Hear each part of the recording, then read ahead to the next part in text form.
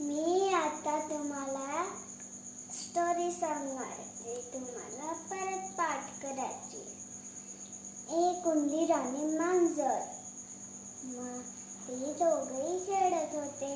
पकडम पकडाई खेळत होते आणि गोष्ट करत होते.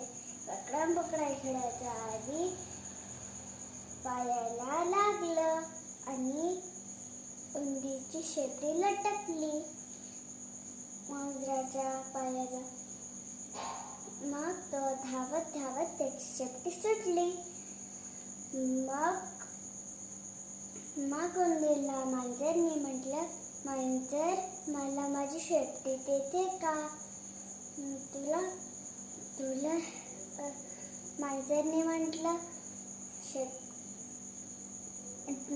म्हटलं थोडा गंमत करत जा. आता कसं, पहिले मला थोडं दूध आणून दे. दूध घेऊन तो विचार करू लागला, दूध कुठून घेऊन? गाईकडून दूध घेईन. गाई मला थोडं दूध दे ना. तुला का दूध घेऊन मांजराला देईन. मांजराकडून शेपटी घेईन. मग घरी निघून जाईल. ठीक आहे, पण पहिले मला थोडं गवत आणून देते का? उंदीर विचार करू लागला, गवत कुठून आणू? शेताकडे जाऊ. शेताकडे पोचला आणि म्हटलं, शेतकरी काका मला थोडं गवत आणून देते का? ठीक आहे, मग थोडा मला गवत आणून दे, म्हणजे भाकरी आणून दे. तो फिरत घरापाशी पोचला आणि तिथे चिंटू बसला होता. चिंटूला म्हटलं, चिंटू मला थोडी भाकरी देते का?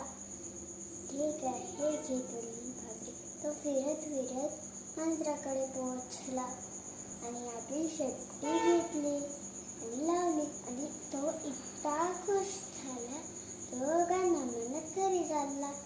डिंग डिंग डिंग डिंग डिंग डिंग.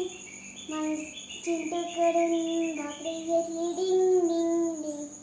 भाकरी घेऊन शेतकऱ्याकडे गेली. डिंग डिंग डिंग. शेतकऱ्याकडून गवत घेतलं. डिंग डिंग डिंग. गवत घेऊन गायला दिलं. डिंग डिंग डिंग.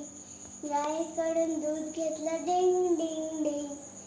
गायकडून दूध मांजराला दिलं. डिंग डिंग डिंग. मांजराकडून शेपटी घेतली. डिंग डिंग डिंग. मग घरी निघून जाईन. डिंग डिंग.